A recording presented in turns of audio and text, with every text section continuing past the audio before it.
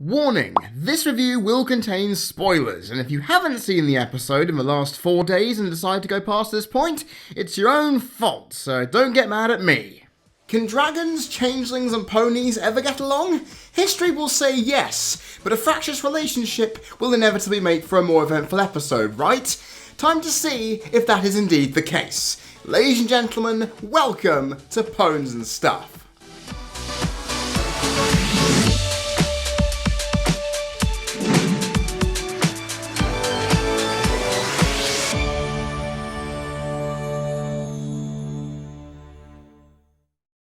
Ember and Thorax have grown to become two of my favourite secondary characters in Friendship is Magic, so the prospect of having both of them in an episode together was tantalising.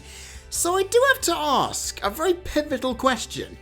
Why did I come out of it feeling that it wasn't anywhere near as special as I had envisioned it to be? On the first viewing, I blamed the overbearing tone for causing my anxieties to flare up like I usually do when it comes to any form of visual scripted media that I watch. But on repeated viewings, I realised that this episode shared plot points and elements from an episode that had already aired this season. When you look at Triple Threat and the Pinkie Pie driven not asking for trouble,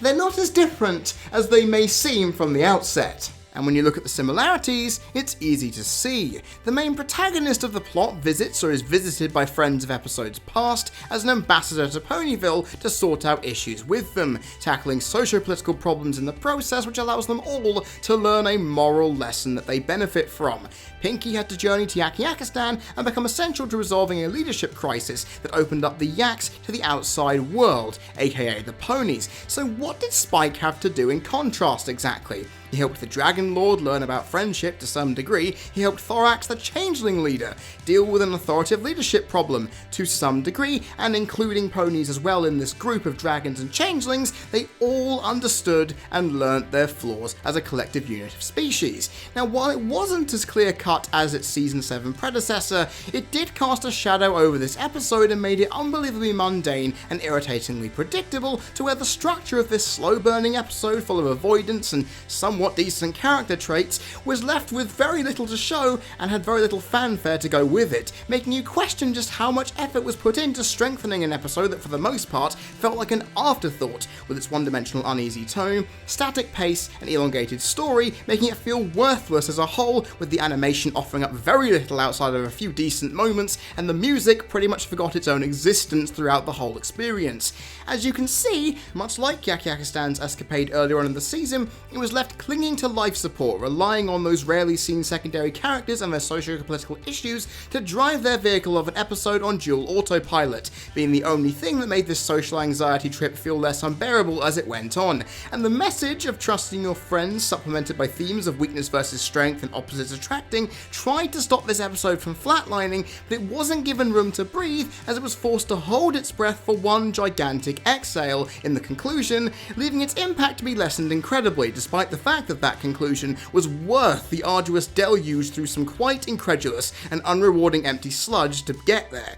This episode was one that, thanks to a seemingly apparent lack of effort, was dead on arrival, where even by its end, it was nothing like I anticipated it to be. But thankfully, there was one good Samaritan to be found, and it was the episode's writing, to be exact. By injecting Ember and Thorax with some lively dialogue alongside Spike's nervous breakdown, this episode, which was up to this point tonally flat and monotonous, got a shot in the arm, allowing for some great character development, progression, and world building along the way to come from it. So this Samaritan didn't just save this episode's life, it took it from the edge of the abyss and ensured it got on its way. Now, this episode is still as unrefined as one could be, but when you have it in the hands of Josh Hamilton, a former Avatar, Korra, and Voltron writer who also managed to take on parental guidance earlier on this season, you can see why his strong point would be writing characters well. And it made up for a lot of the errors this episode inevitably had. Princess Ember's shielded, reserved and outwardly tough exterior that Gauntlet of Fire highlighted last season was broken slightly to showcase just how out of her depth the concept of friendship was, creating some blunt, forceful and incredibly funny moments, in particular stating an all ponies look the same species racist joke towards Starlight and Twilight, which when sandwiched with her lack of pony society ethics and the heart-wrenching destruction of Derpy's muffin, oh god, fleshed her out incredibly well while she was away from the kingdom she presided over and reminded me of just how much I love her as a character. And for Thorax, his dorky and overly happy exterior masked over his anxieties that were honestly too prevalent last season, but it gave room to showcase how three-dimensional his character has become since he debuted. And to make things even better, these stark opposites fitting with the message both shared great chemistry in the episode's final act, exchanging advice, building as characters and learning from each other, proving to be very entertaining no matter who they were with on screen. As for Spike, his maturity last season that was built up very well with some strong episodes, highlighted in a lapse of judgment and its fallout that he, much like his friends, still has a lot to learn, and by showing an anxious side of him not seen since season 5 was a good reminder of just how far he'd come in that time. Twilight and Starlight's roles, while minimal, highlighted their importance to the show and how episodes ran around them, no matter who's honestly in them, with the long-known fan irritation of both characters looking, sounding, and being named pretty eerily similar was maliciously made fun of to the happiness of this reviewer and many watchers out there. Now, while the fine but unspectacular voice acting couldn't supplement the writing to greater heights, it proved that this episode managed to get a better run than Not Asking for Trouble did, thanks to the great characters placed within it. However, this will not stop me from roundly criticising the episode for its tired and conceited effort to disguise its failings under the appearances by two loved secondary characters,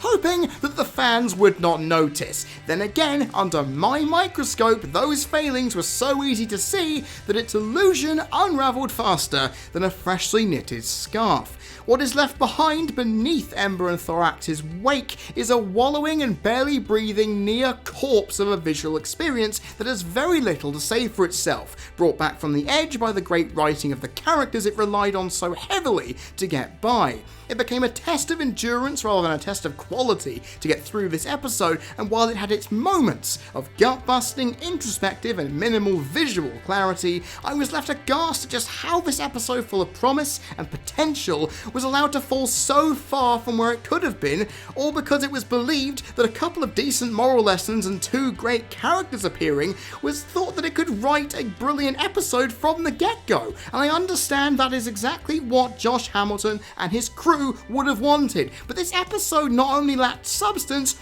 but also immense subtlety to make it not feel like a patronising experience, to where this episode